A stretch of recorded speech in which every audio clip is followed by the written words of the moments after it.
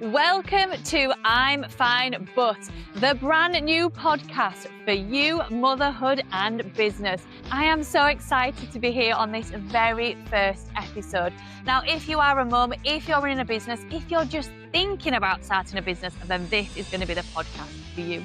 We are no fluff, no filter content, and we're going to give you the highs and we're going to give you the lows as well, and all the realities in between. With today's episode, we are going to start off with how BabyBeats became the national brand. Yes, this is my story. From there on, we're going to have a host of guests coming on board. They're going to tell us their journeys and how they got to where they are today. So if it is something that you've been thinking about, if you've been interested in dabbling in business, if you want to try and build something around family life, then we will have an expert that's going to help you make that decision and work out whether this is something for you.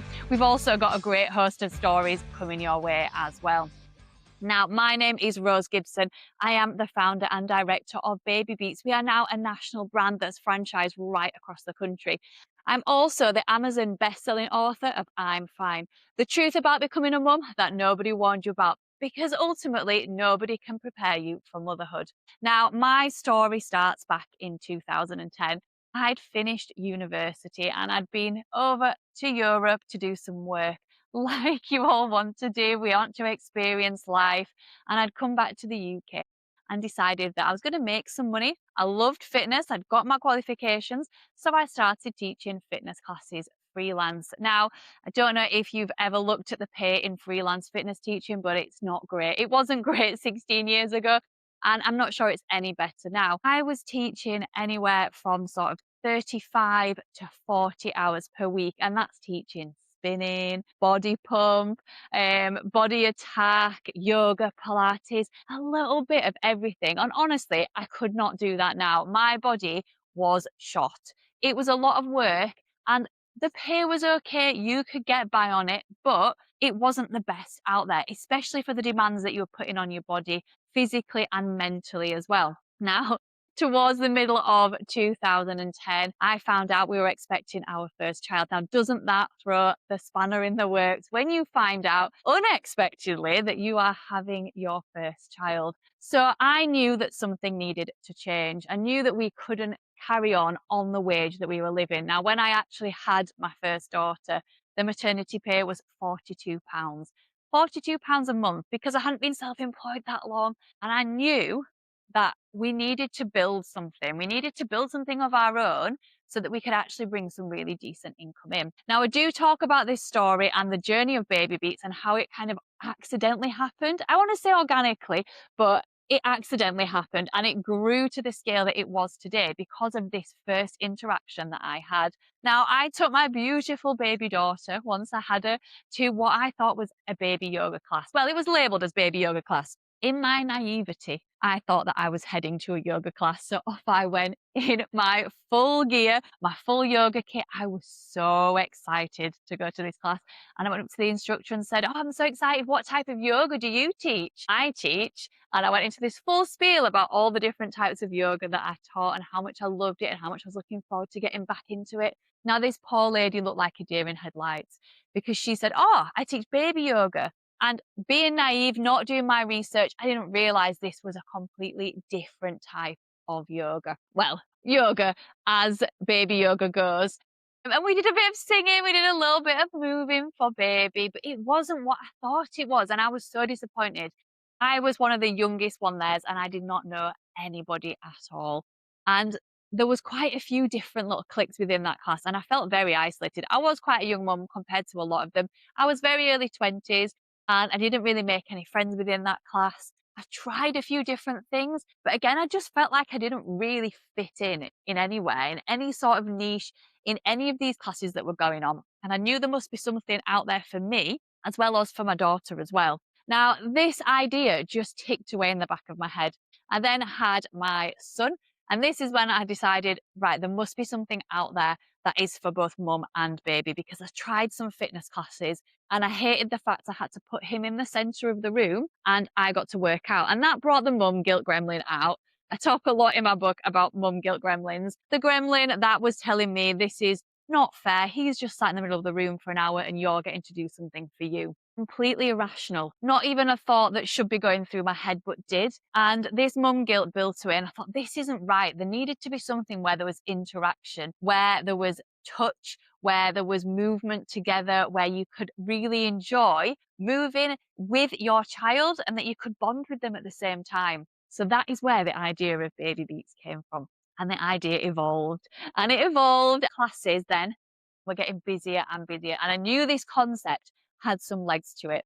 And I knew the fact that actually instilling exercising with your parents from birth was a really important message that I wanted to get through to children. What I didn't want was for children to grow up and think, mummy and daddy go off to the gym or they go off to exercise. I do PE at school. And it's something that's completely separate. I wanted it to be an all-encompassing family activity, something where children grow up and know that actually exercising and moving together is just a normal part of family life. So this concept I really started to run with, really driving this thought that actually we want to move together, we want to be touching, we want to be enjoying it, we want to be having fun, it shouldn't be boring. And classes grew and they grew and they grew. Now, what happens when you are around babies all the time? Well, you end up getting broody. And then it happened. Child number 3 was on her way. So by 2017, I knew very shortly my 3rd child was about to arrive.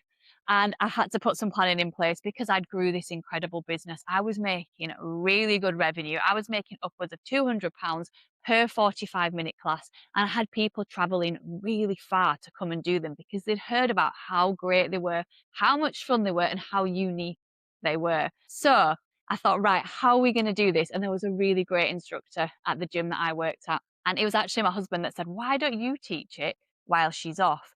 Now, it's not quite as simple as that. There's qualifications to go through and you can't just teach somebody something and then they automatically be insured. So then I had to go down the process of getting my own teacher training. So I trained to be a level 3 teacher so I could teach adults. We got it endorsed by Active IQ initially. So they really looked into what we were doing to make sure it was safe. So that then when she went off to teach it, she was fully insured and the insurers knew that our program was really safe to be delivered. It wasn't a straightforward line. There was a lot of learning in there. There was a lot of Googling to find out what we needed to do to make this program safe and to make it insurable. Now, she did really well. And my plan was just 6 months off and then I'll be back. Now we're going on 9 years and she's still there and I've not gone back to those classes. I have taught different ones in other places, but I never went back to those Mondays that I used to teach in that gym and they're still running to this day. And they're running to this day because of the teachers that teach them, because of the environment, because of the personality, because of what we actually want to instill and our values as well as a brand. Now, once she had taught her classes, then I had more and more people who were contacting me going, I've been on your website. This looks awesome. How do I teach this? How do I become a BabyBeats teacher? And then this thought came into my head, okay, we'll do it as a license model. We'll start licensing out this model. So we'll start teaching people to teach BabyBeats. So that's what we did. We started teaching people and initially it worked out okay.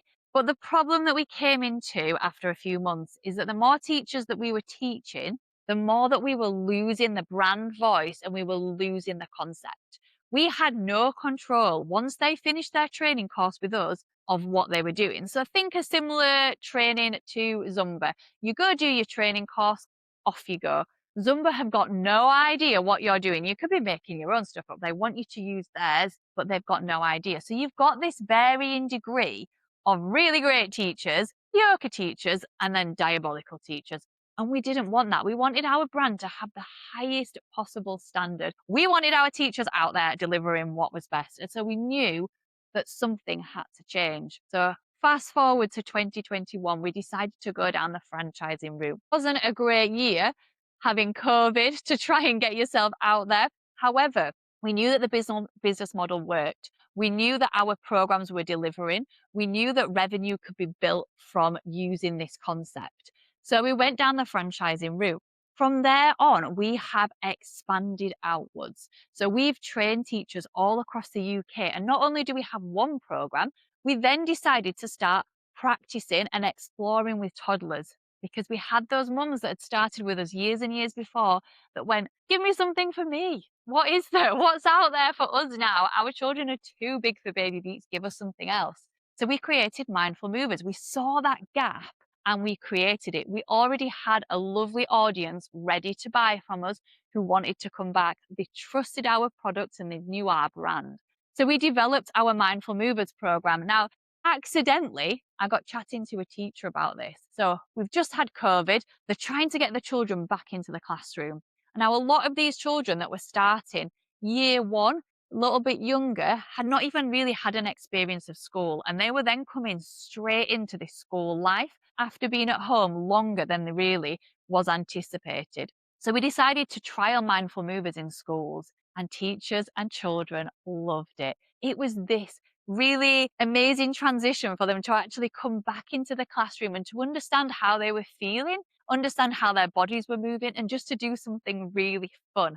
So there's a lot of sensory stimulation in there, there's a lot of play, there's a lot of movement, there's getting the teachers involved as well. So these classes then developed to run in line with the school curriculum. So they can now be taken up to a year 6 class. So not only did we have the BabyBeats, but then we had the Mindful Movers for toddlers, parents, grandparents, nurseries. Then we had the school programs, and then we had the older school programs right up to year 6. Now, naturally, again, I'm going to say accidentally, but naturally, then we had the adults that were coming to us and they were going, we loved BabyBeats. We're now back at work, or our child's too big, but I want to keep coming.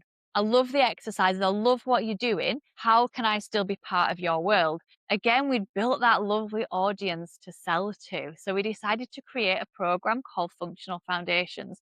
Now, my baby, my absolute passion, I love Pilates, and I had run it all my adult life. So running Pilates sessions, I'd got a really great group of people that were coming to sessions from where I lived.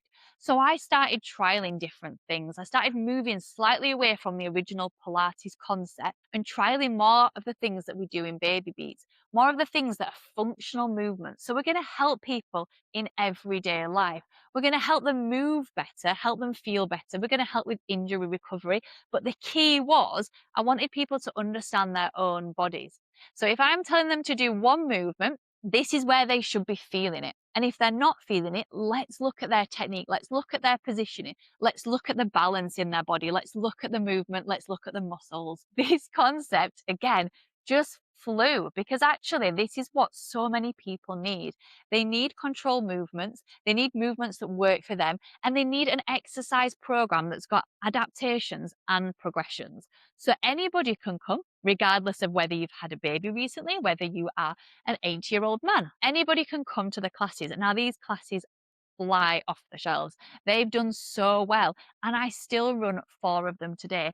They're usually fully booked, and I usually take about 130 people every single week through my doors and bring them through this program. Some of the people have been coming for nearly 14 years, so we've got that really great client base that are repeat bookers. So you can see how one concept grows out. Once your clients outgrow one program, you can look for the gap for the next one.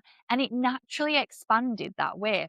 We have also got our pregnancy program. So if any of our teachers do have a really high number of pregnant people, they can deliver some sessions there. So we're getting our ideal client right before they're going to enter into our existing programs. Now, the book. Let's talk about the book. The book came out last year, and this was something that I never thought that I would ever do. I was told I was dyslexic when I was younger, and everything I've ever put down on paper, put in blogs, in articles, I've always second guessed, because I always thought that actually that wasn't my strength. I was really good practically. I was really good at speaking to people. I'm really good at delivering things. But actually, writing things down was something that was really scary, that felt like out of my comfort zone more than anything else. And I'm the sort of person that rip the plaster off and just do it. And I knew to progress the business forward, I had to be doing the things that made me feel uncomfortable. So the book started with a number of freebies. So we wanted to give out little freebies to people. So understanding things like mum guilt, understanding how your relationship can change after you've had a baby, understanding nutrition, understanding the right exercises that you should be doing and when you should be doing them. Now, people loved these freebies. I got such great feedback from them. So I decided to pop them together into a series of little modules. I then actually sent them to my friend and my mum and said, read this. Does it work as a book concept? Now, they both came back and I think they were being honest. They were like, it's lovely. We love it. It's great. Every woman who's had a baby needs to have this book. So I went from there and I kept going. Now, this felt like therapy. I got everything out. I got out the role of women and how we're treated differently, about how in society our roles have changed. And this book really gave me freedom.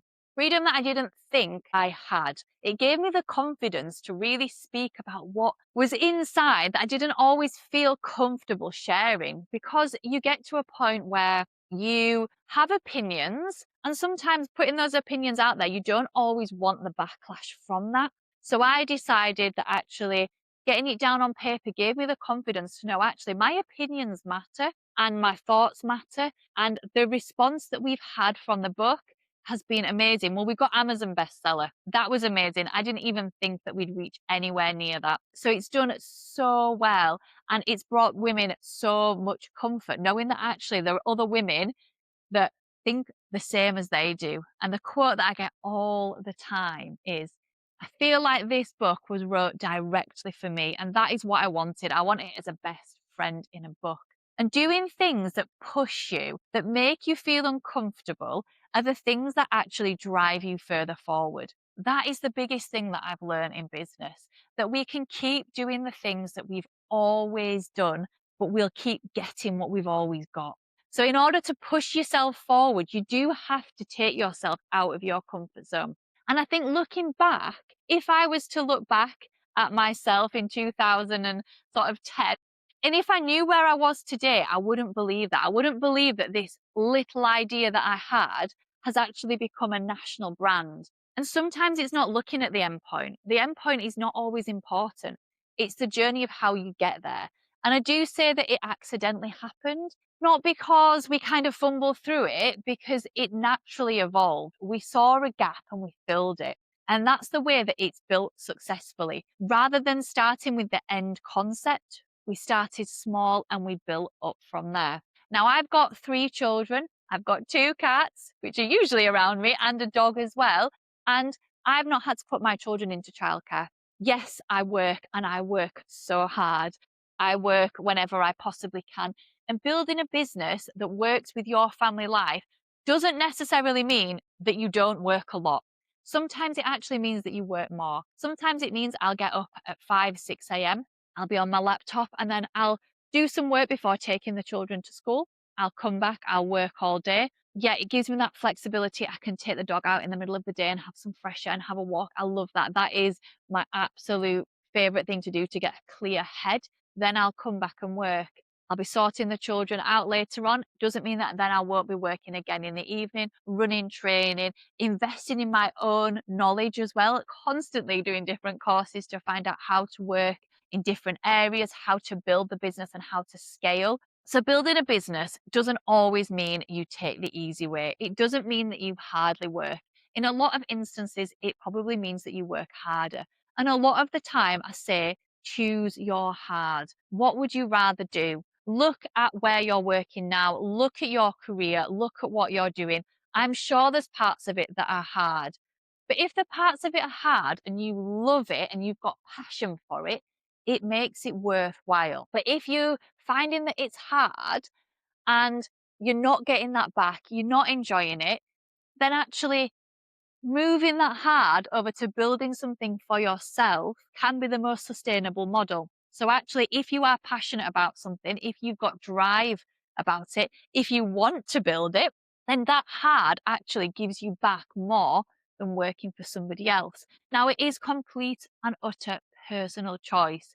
I do believe that not everybody can run their own business. And I say that to people when they interview for a franchise with us. I do not believe that everybody has it in them. You have to be resilient, you have to be determined, and you have to be the right sort of personality to know that you have to do it. Otherwise, there isn't that income next month. So really look at yourself and look at your core values. I talk about this a lot. My core values are freedom. My core values are honesty And my final core values are integrity. And those three values mean that I have to run my business in line with them. So I want to feel free. I want to feel freedom. The thought of being employed makes me feel claustrophobic. I am the most unemployable person ever. Nobody would want to employ me because I want to do things my way and I want them to be done yesterday. And that is just the way it is. So freedom for me means that I drive forward. So the more freedom I have to build my own business, to build my own assets, to do what I want, to go out when I want, to pick my children up when I want, the more I've got of that, the more fulfillment that I feel. So knowing what your core values are is really key to making sure that your business is sustainable and it works long term for you. Now, if you are not sure what your core values are, then never fear. We have got a completely free course for you to do. And this is a really simple 10-minute exercise that's going to help you find out what your core values are. It's really simple to access. All you need to do is go down to the show notes and there's a link there. And that will help you define whether running a business is for you and what sort of business would work. I really hope you've enjoyed that first episode and that you've enjoyed to learn where BabyBeats come from. Have a think about the knowledge that you already have. What do you have in your head, especially if you've not started a business yet? What is it that you could do in order to bring in that extra income to mean that you can support your family with flexible working? Now, that doesn't mean that you cannot do something that is completely different and completely new.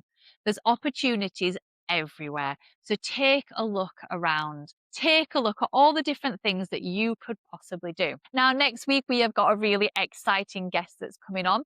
I'm so excited for you to be here. Please make sure that you subscribe, whether you're on YouTube, Apple, Amazon, or Spotify, and we will see you next week.